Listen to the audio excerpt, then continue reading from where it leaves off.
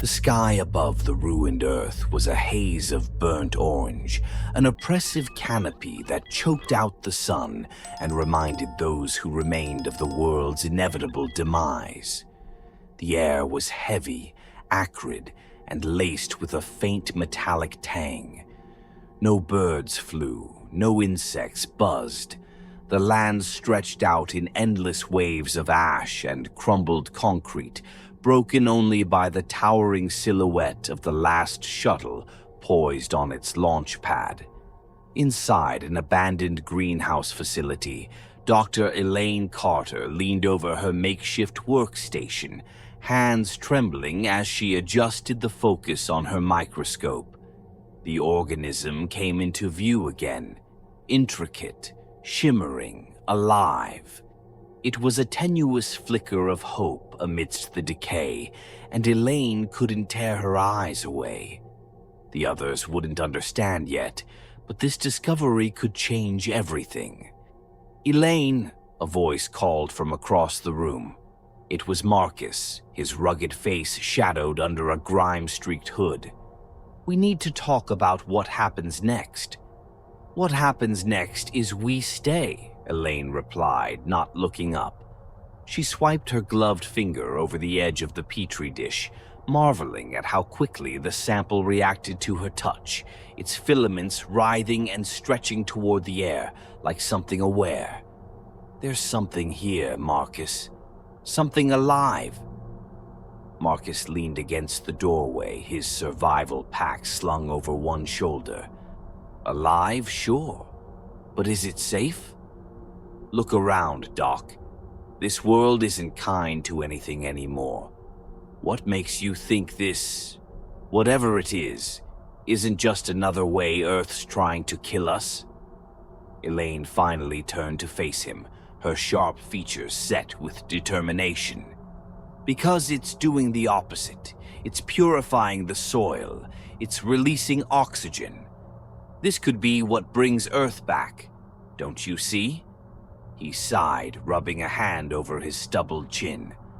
"What I see is you risking everything for a maybe. Meanwhile, that shuttle's leaving in less than 2 days. You really want to stick around after that?"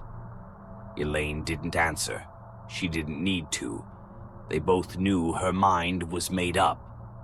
Nearby, Renata sat cross-legged on the floor, tinkering with a solar battery pack. Her hands moved deftly, despite the weight of exhaustion that hung over them all.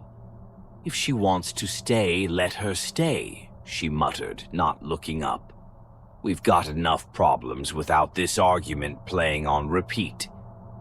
Lucas, the youngest of the group, was crouched in the corner, scribbling notes in a battered journal. He looked up, wide-eyed. "I'm staying too," he blurted, his voice cracking slightly. "I mean, if Dr. Carter thinks we can do something here, then I want to help." Marcus shot him a withering look. "Kid, this isn't about heroics. It's about survival. You don't even know what you're signing up for." Lucas flushed but said nothing, burying his face back in the journal. The tension in the room was palpable, but Elaine ignored it, returning to her microscope. She couldn't stop now. The organism, Chrysivora, was unlike anything she had ever encountered. It was beautiful, its structure complex beyond comprehension. She recorded its reactions meticulously, oblivious to the growing unease around her. Outside, the wind howled, carrying with it the faint sound of metal grinding against metal. Marcus frowned, instinctively gripping the hilt of the knife at his side. "That's not the wind," he muttered under his breath. Renata glanced up from her work. "Probably just the greenhouse settling. This place is ancient." "Maybe," Marcus said, though his grip on the knife didn't relax. The hours dragged on, each second ticking away toward the shuttle's departure. Elaine worked tirelessly, her excitement mounting as she uncovered more about Chrysovora. The organism wasn't just alive, it was thriving in conditions that should have killed it. She could see its potential, its promise, its defiance of Earth's destruction. But as night fell, the oppressive silence grew heavier. Even the hum of the solar generator seemed muffled. Marcus took first watch, sitting by the shattered remains of a window with his flashlight trained on the darkness outside.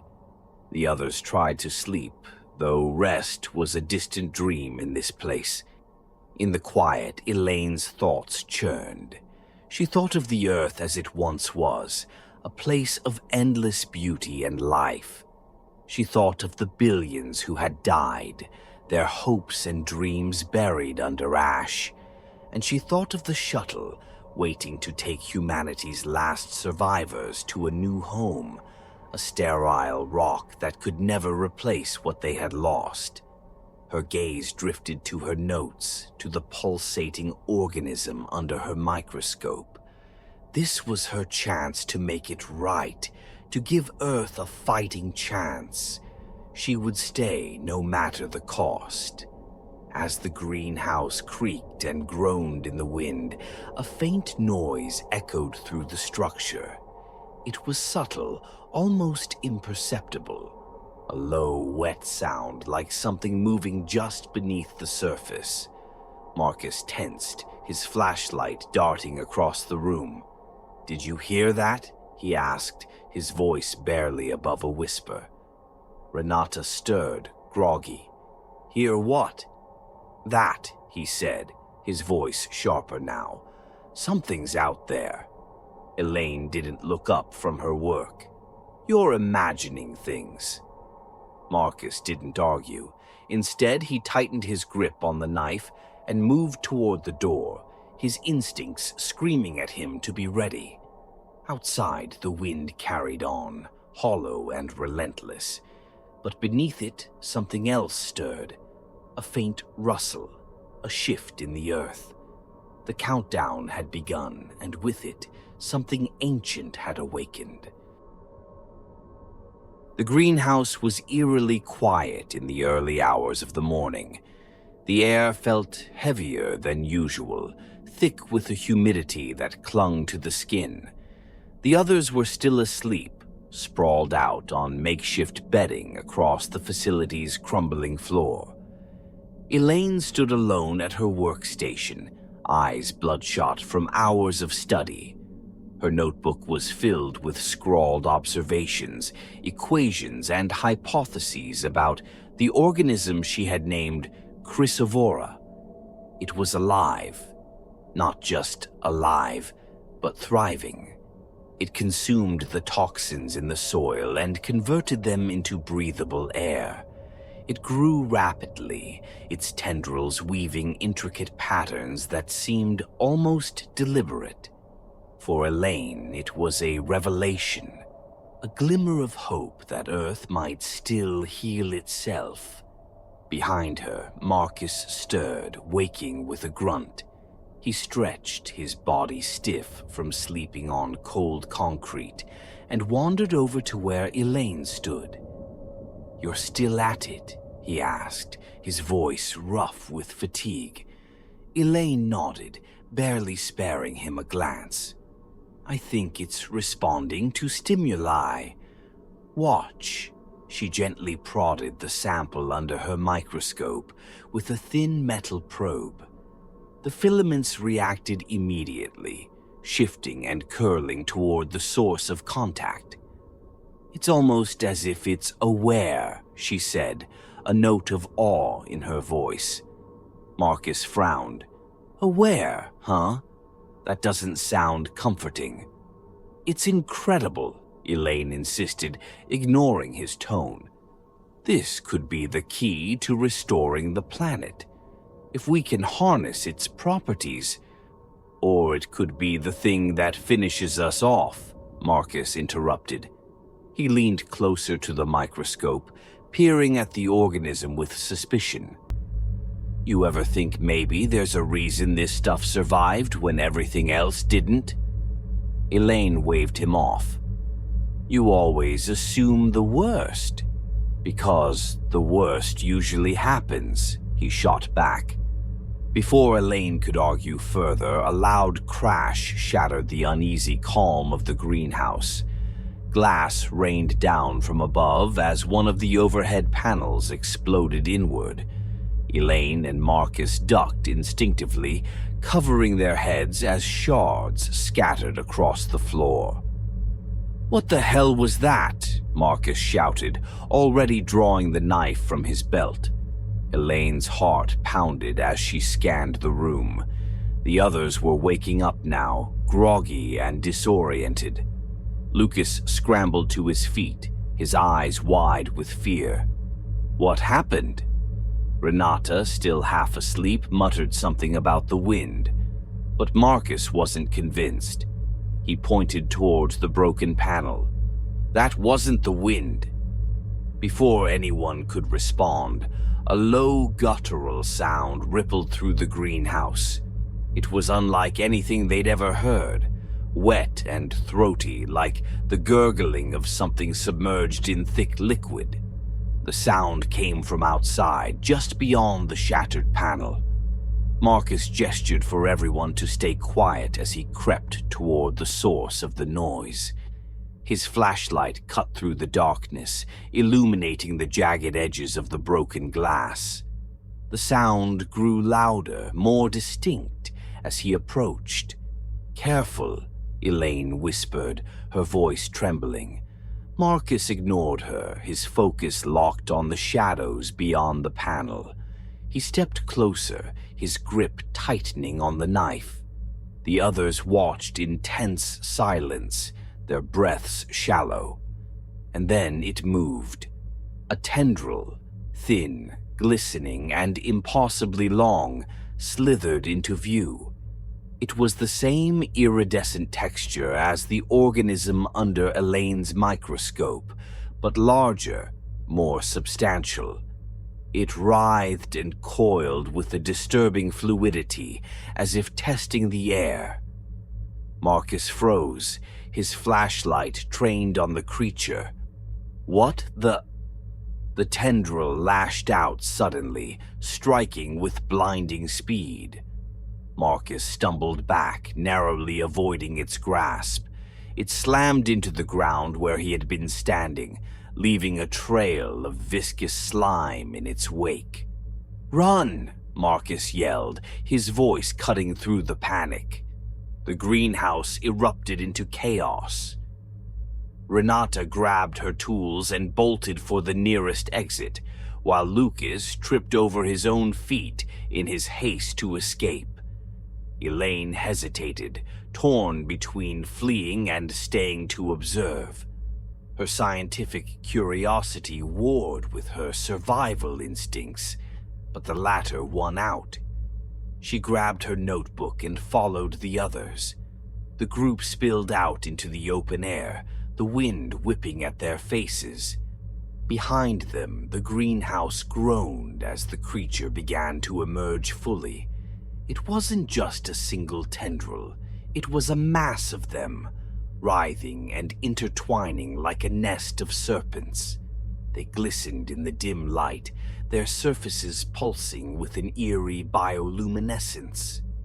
"What is that thing?" Lucas gasped, his voice high-pitched with terror.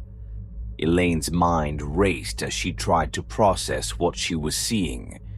This wasn't just a passive organism. It was alive in every sense of the word, and it was hunting them.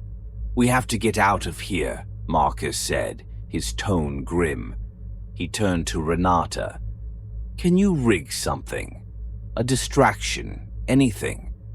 Renata nodded shakily, her hands already moving to her belt pouch. "I can try, but it'll take a minute." "You've got 30 seconds, Marcus snapped. As Renata worked, the creature continued to advance, its tendrils stretching farther with each passing second.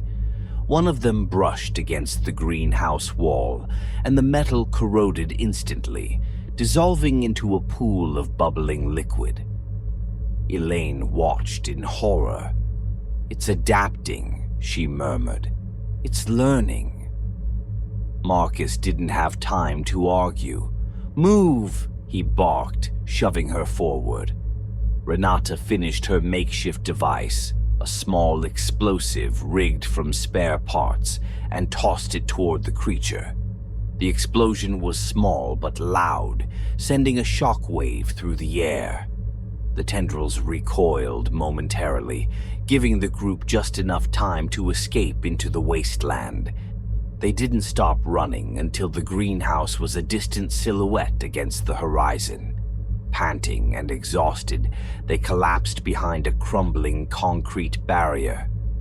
"What the hell was that?" Lucas demanded, his voice trembling. Elaine shook her head, her mind still reeling. "It's Chrysovora," she said finally. "But it's evolved." Marcus glared at her. "Evolved into what? A goddamn monster?" Elaine didn't answer. She couldn't. For the first time, she felt the weight of doubt pressing down on her. She had hoped to save the Earth, to find something worth staying for. But now she wasn't sure if what they had discovered was salvation or something far worse. The morning light was weak and gray, barely cutting through the haze that blanketed the wasteland. Elaine sat with her back against a broken slab of concrete, staring at the horizon where the greenhouse had once been. The structure was gone now, consumed by the thing they had unleashed. In its place was a pulsating mound of growth, its surface alive with shifting, iridescent tendrils. It pulsed faintly, as though breathing. Marcus paced nearby, his knife still in hand. "We can't stay here," he said for the third time that morning. "That thing's not stopping, and we're sitting ducks." Renata coughed, pulling her jacket tighter around herself. She had been unusually quiet since the escape, her face pale and drawn. "Where are we supposed to go? The shuttle's not going to wait for us." Marcus stopped pacing and turned to face her. "It's not about the shuttle anymore. It's about staying alive." Lucas sat cross-legged on the ground, clutching his journal like a talisman. "What if it's already too late?" he whispered, his voice trembling. "What if that thing... What if it's everywhere now?" Elaine shook her head, snapping out of her daze. "It's not. At least, not yet. It's fast, but it's localized. For now." "For now?" Marcus echoed, his voice laced with anger. "You knew this thing was dangerous, and you kept poking at it. Now look where we are." Elaine stood abruptly, her hands clenched into fists. "I didn't know. How could I? I thought it was the answer. I thought—" A sharp, wet sound interrupted her, cutting through the tense silence. Everyone froze, their eyes darting toward the source. It came from Renata, who had doubled over, clutching her arm. "Renata," Elaine said cautiously, stepping closer.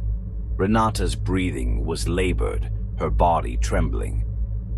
"It's nothing," she muttered through gritted teeth. But when she shifted her arm, the sleeve of her jacket slid up, revealing the truth. A dark, branching pattern was spreading across her forearm, a web of blackened veins that glistened faintly in the dim light. The skin around it was swollen and discolored, and the edges of the pattern seemed to writhe as though alive. "Oh my God," Lucas whispered, recoiling. Elaine knelt beside Renata, trying to keep her voice steady. "How long has this been happening?" Renata hesitated, then muttered, "Since the greenhouse. I think I think it got into my skin when I was handling the soil. Marcus swore under his breath, stepping back. She's infected. That thing's inside her. Elaine shot him a glare. We don't know that. Don't we? Marcus countered, his voice rising. Look at her. It's the same pattern as on that creature. I can still fix this, Elaine insisted, though her voice faltered.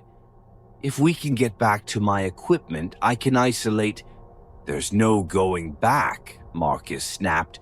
That thing already took the greenhouse. You think it's just going to let us waltz in there and grab your toys? Renata groaned, doubling over again.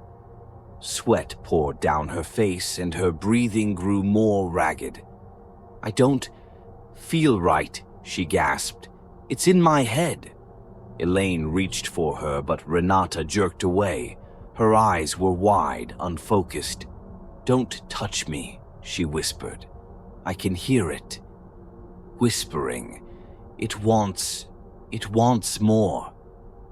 Lucas scrambled to his feet, panic overtaking him. We have to do something. We can't just sit here and... Before he could finish, Renata convulsed violently. Her body arched, and a strangled scream tore from her throat. Dark tendrils burst from her arm, writhing and twisting like snakes. The group watched in horror as the tendrils spread across her body, consuming her flesh. Renata's eyes locked onto Elaine's, wide with terror, before the growth overtook her face. Run! Marcus bellowed, grabbing Lucas by the arm and dragging him away. Elaine hesitated for a split second, paralyzed by the sight of Renata's transformation. The once human figure was now a grotesque amalgamation of flesh and fungal growth, its limbs elongating unnaturally. Then it moved, lurching toward her with a speed that defied logic. Elaine stumbled backward, her heart hammering in her chest. She turned and ran, following Marcus and Lucas as they fled into the wasteland. Behind them, the creature let out a guttural screech that echoed across the barren landscape. The group didn't stop until they reached the remnants of an old maintenance bunker, its rusted doors barely clinging to their hinges. Marcus forced the door open, and they piled inside, slamming it shut behind them. The darkness inside was stifling, the air thick with the smell of rust and decay. Elaine collapsed against the wall, gasping for breath. Lucas was sobbing quietly, his hands shaking as he clutched his journal. Marcus leaned against the door, his knife still in hand, his eyes darting to every shadow. We can't outrun it, Elaine said finally, her voice hollow. It's spreading too fast. Marcus didn't respond. He didn't need to. They all knew she was right. We can't stay here, Lucas whispered, his voice barely audible. It'll find us. Then we move, Marcus said, his tone grim. We keep moving until we find somewhere safe. Elaine shook her head. There's nowhere safe. Not from this. Outside, the faint glow of Chrysovora's tendrils was visible through the cracks in the bunker walls, a pulsing, otherworldly light that seemed to grow brighter with each passing moment. The air was thick with spores, invisible but suffocating. Elaine clenched her fists, her mind racing. She had wanted to save the Earth, to find something worth staying for. But now she wasn't sure if what she had found was salvation or the beginning of the end. The air in the bunker had turned suffocatingly still, the silence punctuated only by the faint, rhythmic pulse of light filtering through the cracks in the walls. Outside, Chrysovora was alive, a sprawling mass of tendrils and growth that seemed to feed on the very fabric of the earth. It consumed everything, leaving nothing behind but its sickening glow. The end was no longer a question of if, but when. Elaine crouched in the corner, clutching her notebook to her chest. Her hands trembled as she flipped through the pages, the once clear diagrams and notes now smeared with dirt and streaked with blood. Her mind raced in frantic circles, trying to piece together a solution, an answer, anything. But every path led back to the same truth. Chrysovora wasn't just surviving, it was thriving. It was unstoppable.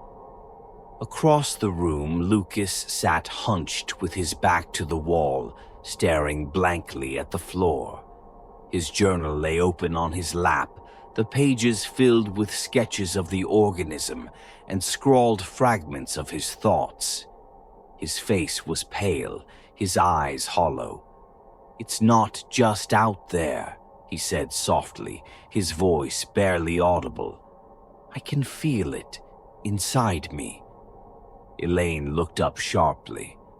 "What do you mean?" Lucas lifted his hand, pulling back the sleeve of his tattered jacket. His arm was crisscrossed with faint black lines, the early signs of the infection. "It's in the air," he whispered. "We've been breathing it this whole time." Marcus swore under his breath, slamming his fist against the bunker door. "This is it, then," he muttered. "We're done." "No," Elaine snapped, standing abruptly. "We're not done. Not yet."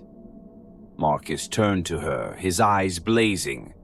"What the hell are you still holding on to, Elaine? Look around. This thing, your miracle, has already won." Elaine's chest heaved as she fought back tears. "I didn't know," she said, her voice breaking. I thought it could save us. Save the planet." "Well, it didn't," Marcus growled. "And now we're all going to die because of it." Lucas let out a soft, bitter laugh. "Maybe we deserve it," he said, his voice distant. "We destroyed the planet first. Maybe this is just the Earth fighting back." Elaine shook her head fiercely. "Number, this isn't justice. This is something else. Something wrong." She clutched her notebook tighter, her mind racing. The enzyme, the one she had synthesized back at the greenhouse. It had worked, briefly, to suppress Chrysovora's growth in her tests. But the equipment was gone, destroyed when the greenhouse fell. She had nothing left to work with, no tools, no resources. And even if she did, it wouldn't be enough to stop what was already happening. Unless... Her gaze drifted to the small vial in her pocket, the last dose of the enzyme she had salvaged before the greenhouse was consumed. She had been saving it, hoping for a chance to study its effects further. But now it was the only option left. "I can still stop it," she said suddenly, her voice trembling but resolute. Marcus frowned. "What are you talking about?" "The enzyme," Elaine said, holding up the vial. "If I inject it into myself, my immune system might amplify its effects. It could spread through me, counteracting the organism, maybe even destroying it." "That's insane," Marcus said. "You don't even know if it'll work." "I have to try," Elaine insisted. "If it doesn't work, then at least I tried. But if it does..." She trailed off, her eyes distant. "If it does, maybe I can give you both a chance to make it to the shuttle." Lucas looked at her, his expression a mixture of fear and awe. You'd sacrifice yourself?" Elaine met his gaze, her eyes unwavering. For the Earth, for all of us. Yes. Marcus started to argue, but the words caught in his throat. He saw the determination in her eyes, the fire that refused to be extinguished, even now. After a long moment, he sighed and stepped back. "You're a damn fool," he muttered. "But if you're going to do this, make it count." Elaine nodded, her hands steady as she prepared the injection. She felt the needle pierce her skin, the cold rush of the enzyme flooding her veins. For a moment, nothing happened. Then the pain hit. It was like fire coursing through her body, every nerve alight with agony. She fell to her knees, her vision swimming as the tendrils of Chrysovora within her began to react. They writhed and twisted under her skin, fighting the enzyme's effects. Elaine screamed, her voice raw and guttural, but she didn't stop. She couldn't. Marcus and Lucas watched in horror as her body convulsed, the black veins spreading across her skin, even as they began to recede in other places. The light outside the bunker flickered and dimmed, the glow of Chrysovora faltering. "It's working," Lucas whispered. "She's fighting it." But then the screams stopped. Elaine's body went still, her chest rising and falling in shallow, ragged breaths, the tendrils under her skin stilled, their movement replaced by a faint, pulsing glow. "Elaine," Marcus stepped forward cautiously. She opened her eyes and they shone with an unnatural light. Her voice was barely a whisper. "Get to the shuttle, now." "But," Lucas began. "Go," she snapped, her voice laced with urgency. Marcus grabbed Lucas by the arm, dragging him toward the bunker door. They hesitated only briefly, looking back at Elaine one last time. Her body was changing, the enzyme and Chrysovora waging a final battle within her. She smiled faintly, her eyes filled with both pain and peace. "Save yourselves," she said, "and remember what we tried to do." They ran, the door slamming shut behind them. Outside, the wasteland was alive with chaos. The growths were collapsing in on themselves, the tendrils writhing as if in pain. But they didn't stop to watch. They ran, their breath ragged, their legs burning, until the launch pad came into view. The shuttle was gone. Lucas fell to his knees, sobbing. Marcus stood motionless, his face pale and blank. Behind them, the bunker erupted in a blinding light, the final pulse of Chrysovora's destruction. The air grew still again, the glow fading into darkness. Earth was quiet once more, but it was not salvation. The land was barren, the atmosphere poisoned. They were alone, the last remnants of humanity on a ruined planet. And as the silence closed in, the tragedy was complete. Elaine had given everything, but the Earth she fought to save was no longer theirs. It belonged to something else now, a living monument to the cost of their hubris.